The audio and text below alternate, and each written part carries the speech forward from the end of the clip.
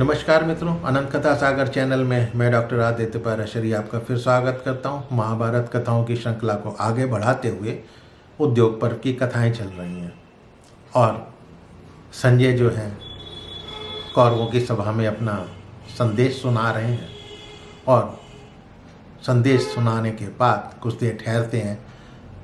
तब भीष्म जो है वो दुर्योधन को समझाने का प्रयत्न करते हैं। तो दुर्योधन को समझाने के लिए भीष्म ने एक कथा सुनाई।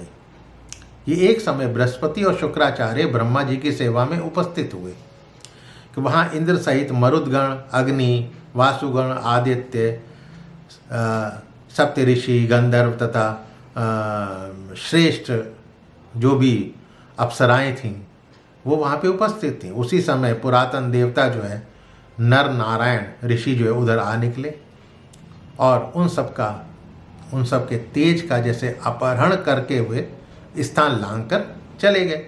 अब ये देखकर ब्रह्मा जी ने बृहस्पति से पूछा कि प्रभु ये दोनों कौन हैं जिन्होंने आपका अभिनंदन भी नहीं किया।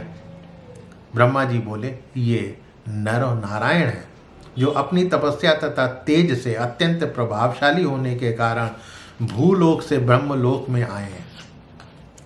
ये दोनों अत्यंत बुद्धिमान तथा शत्रुओं को संताप देने वाले हैं, शत्रुओं को कष्ट देने वाले हैं। इन्होंने एक होते हुए भी असुरों का विनाश करने के लिए 2 शरीर धारण किए हैं।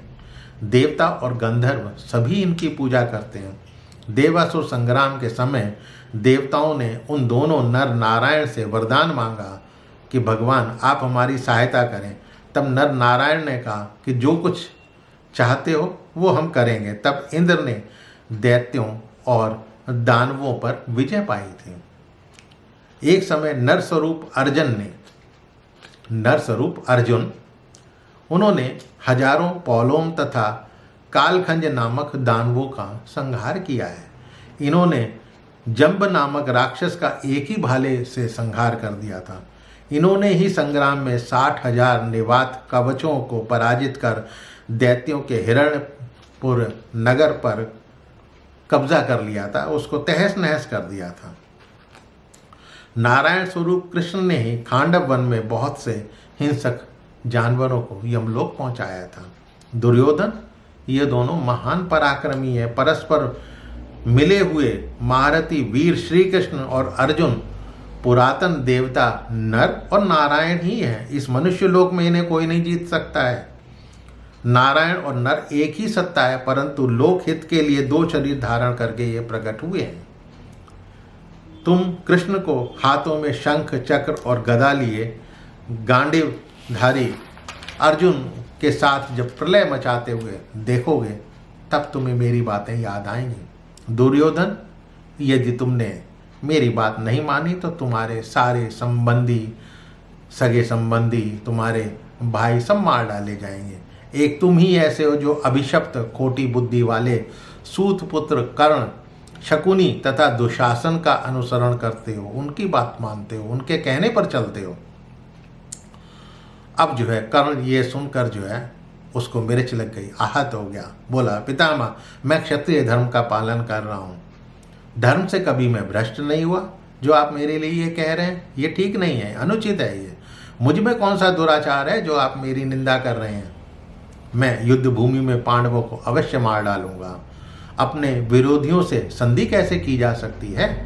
तब भीष्म ने धृतराष्ट्र को कहा ये जो कर्ण रोज डींग हाँका करता है कि पांडवों को मार डालूंगा, पांडवों को मार डालूंगा, व्यर्थ है, बकवास करता है। तुम्हारे पुत्रों पर जो संकट आने वाला है वो इसी कर्ण की करतूत है। जब विराट नगर में अर्जुन ने इसके सामने ही इसके प्यारे भाई को मार डाला था तो अर्जुन का क्या बिगाड़ लिया था इसने। जब अर्जुन ने अकेले ही कौरवों पर आक्रमण करके सबको मूर्छित कर उनके कपड़े भी उतार लिए थे तब ये कर्ण जो है क्या परदेश चला गया था। घोष यात्रा के समय जब तुम्हारे पुत्र को गंधर्वराज चित्ररथ जो है कैद करके लिए जा रहे थे तब ये सूत पुत्र कर्ण कहाँ था जो ये सांड की तरह डकरा रहा है। ये कर्ण झूठी शेखी बगाड़ता रहता है। ये तो धर्म और अर्थ दोनों का नाश करने वाला है, इस कुल का पूर्ण विनाश करने वाला है। ये सुनकर जो है द्रोणाचार्य ने भी भीष्म की बातों का समर्थन किया, अनुमोदन किया और कहा कि हमारे पास कोई और उपाय नहीं है, पांडवों के साथ संधि करना ही अच्छा है। तीनों लोकों में अर्जुन के समान कोई धनुर्धर है ही नहीं। ये सुनकर धृतराष्ट्र ने जैसे भीष्म और द्रोण की अवहेलना कर अच्छी तरह से बर्ताव नहीं किया, जैसे उनकी तरफ से जो ना एक तरह से मुंह फेर लिया, आंख मूंद ली और संजय से जो है पांडवों का हाल पूछने लगे। उनकी बातों को सुना अनसुना कर दिया और संजय से कहने लगे कि भाई पांडवों का आगे क्या हाल है ये बताओ। अब ये सुनकर जो है ये उनका व्यवहार देखकर जितने भी वहाँ पे कौरव थे उनको ये लगा कि अब तो हमें अपने जीवन से हाथ धोना ही पड़ेगा, कुछ नहीं हो सकता। तो मित्रों, आज की कथा यहीं तक। मिलता हूँ अगले एपिसोड में। मेरे चैनल को सब्सक्राइब करना मत भूलिएगा और चैनल को शेयर अवश्य कीजिएगा अपने इष्ट मित्रों से। अगले एपिसोड में बताऊंगा कि संजय जो है वो पांडवों का संदेश देते देते अचानक मूर्छित क्यों हो गए, बेहोश क्यों हो गए। तो देखिएगा अगले एपिसोड में। तब तक के लिए नमस्कार।